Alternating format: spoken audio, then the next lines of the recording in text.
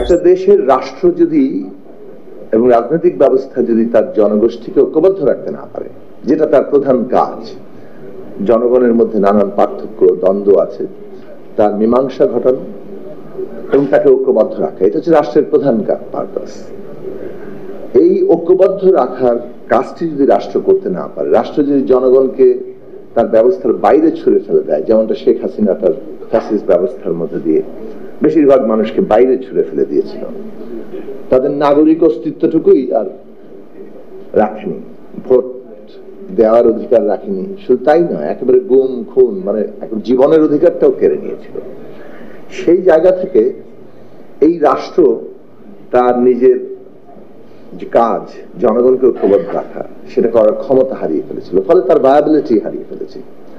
এবং সেই কারণে যে কোনো সময় এটা একটা এমন জায়গায়, এমন আশঙ্কার মধ্যে ছিল যে আমরা আমাদের স্বাধীনতা সার্বভৌমত্বই যে কোনো সময় হারিয়ে ফেলতে পারি। নানা ধরনের অভ্যন্তরীণ গোলযোগ, সেটাকে ব্যবহার করে বহিঃশক্তির নানা ধরনের তৎপরতা, যেটা আমরা কম বেশি পৃথিবীর বিভিন্ন দেশে আমাদের সমসাময়িক কালে দেখছি, ইতিহাসে তো আছেই। কাজে সেই দিক থেকে ভুল রাজনৈতিক প্রেক্ষাপট আমাদের আছে, সেটা কোনো কালে ছিল না এমন নয়, কিন্তু সেটা আমরা কিভাবে মোকাবেলা করব তার জন্য আমাদের প্রস্তুতি কি, ডিটারমিনিং ব্যাপার। সেই ডিটারমিনিং জায়গায় রাষ্ট্রটা জনগণকে ঐক্যবদ্ধ রাখতে পারে কিনা, কিংবা রাজনৈতিক ব্যবস্থার প্রতিটি নাগরিক কিংবা নাগরিকদের অংশ এই রাজনৈতিক ব্যবস্থায় নিজেকে অংশীদার ভাবতে পারে কিনা, এটা হচ্ছে গুরুত্বপূর্ণ প্রশ্ন। আমাদের দেশে সেই রকম একটা রাজনৈতিক ব্যবস্থা এবং রাষ্ট্র ব্যবস্থা আমরা গড়ে তুলতে চাই, কিংবা সেটাই যদি আমরা আকাঙ্ক্ষা হিসেবে আসলে দাবি করি, যেটা আমাদের দেশের প্রতিটি মানুষ ভাববে যে এই ব্যবস্থার আমি অংশীদার, এবং সেটা যেমন রাজনৈতিক ভাবে তেমনি অর্থনৈতিক ভাবেও সাংস্কৃতিক ভাবেও। 5ই আগস্টের পরে দুটো বিষয় নিয়ে আমরা খুব কথা বলার কনসিস্টেন্টলি চেষ্টা করেছি আমাদের দল গণসংহতি আন্দোলনের পক্ষ থেকে। একটা হচ্ছে ন্যূনতম জাতীয় ঐক্যমত্য রক্ষা করতে হবে, একটা হচ্ছে বিচার, সংস্কার এবং নির্বাচন। এই তিনটা বিষয়ই আমাদের গুরুত্বপূর্ণ, এটা আমাদের প্রধান জাতীয় স্বার্থ, এই কাজটা আমাদের এগিয়ে নিয়ে যেতে হবে। ন্যূনতম জাতীয় ঐক্যমত্য, একটু আগে মান্না ভাই বললেন যে আমরা কি সবাই তাহলে এক হয়ে যাব নাকি, মোটেই তা না। গণতান্ত্রিক ব্যবস্থায় পার্থক্য, রাজনৈতিক প্রতিদ্বন্দ্বিতা থাকবে, কিন্তু যখন আমরা একটা ট্রানজিশনে আছি, সেই ট্রানজিশনে কোন কোন প্রশ্ন আমাদের কমন স্বার্থ, সকলে মিলে, যেহেতু বাংলাদেশ এই 54 বছরে এসে আবার রুলস অফ দি গেম ঠিক করার প্রশ্নে একত্রিত হয়েছে, অভ্যুত্থান, আত্মত্যাগ, এত হাজার হাজার তরুণ, নারী, পুরুষ, বাঙালি, চাকমা, হিন্দু, মুসলমান, শিশু, বৃদ্ধ, সবাই জীবন দিয়ে এই নতুন জায়গাটা তৈরি করেছেন যে রুলস অফ দি গেম ঠিক করতে হবে। তখন ওই প্রশ্নে, যেহেতু রুলস অফ দি গেম আমাদের সকলের জন্যই প্রয়োজনীয়, সেইখানে ন্যূনতম জাতীয় ঐক্যমত্যের জায়গা দরকার ট্রানজিশনে।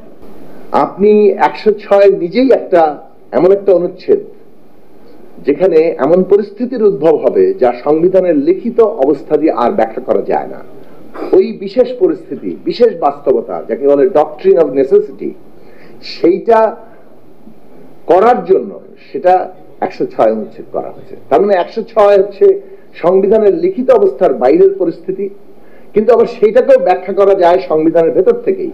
ফলে 106 মধ্যে দিয়ে যে পরিস্থিতি আমরা একটা সমাধান এনেছি, সেই পরিস্থিতিটা একদিকে যেমন সংবিধানের ধারাবাহিকতা, আবার অন্যদিক থেকে একটা বিশেষ পরিস্থিতি, সেটার অনুমোদন। এই দুই নিয়ে কিন্তু আমরা চলছি। এখন এই ধারাবাহিকতার মধ্যে আপনি যখন পদ্ধতিগতভাবে কেউ হঠাৎ করে এসে কিংবা কোনো কোনো পর্যায়ে এসে বলবেন যে না, রেভলিউশনারি ডিক্রি জারি করতে হবে, তাহলে সেটা আসলে কোন পদ্ধতি কিনা এটা আমাদের বিচার করা দরকার।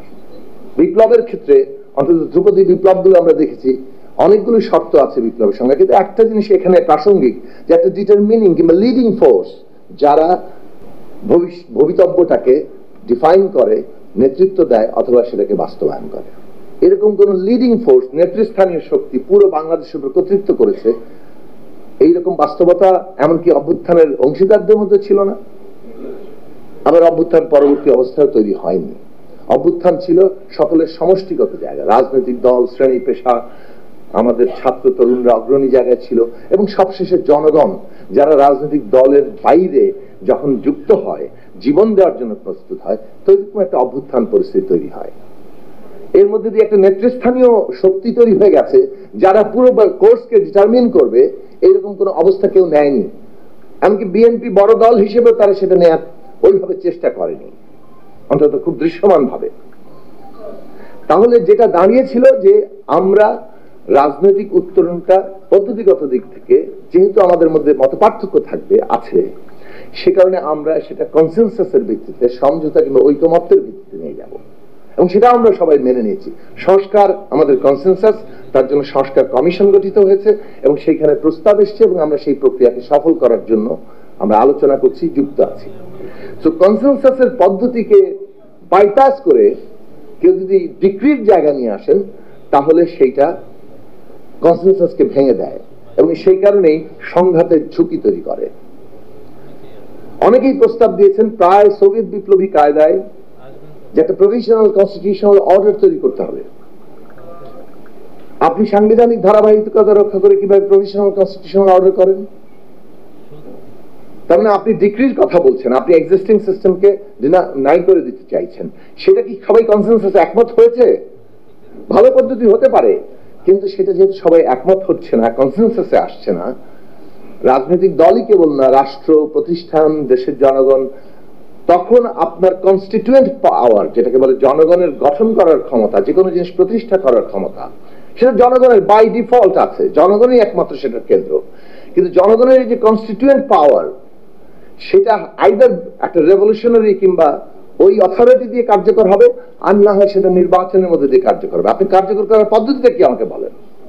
জনগণের কাছে পৌঁছানোর জায়গাটা হচ্ছে আইদার রেভলিউশনারি মেথড, আর না হয় আপনাকে ইলেকশনের মধ্যে দিয়ে এই কনস্টিটিউয়েন্ট পাওয়ারকে কার্যকর করতে হবে। আপনি যে কোনো ভাবে হোক মেনে নিয়েছেন যে নির্বাচনের প্রক্রিয়ার মধ্য দিয়ে আপনি এই কনস্টিটিউয়েন্ট পাওয়ারকে কার্যকর করবেন, গঠন করার ক্ষমতাকে কার্যকর করবেন।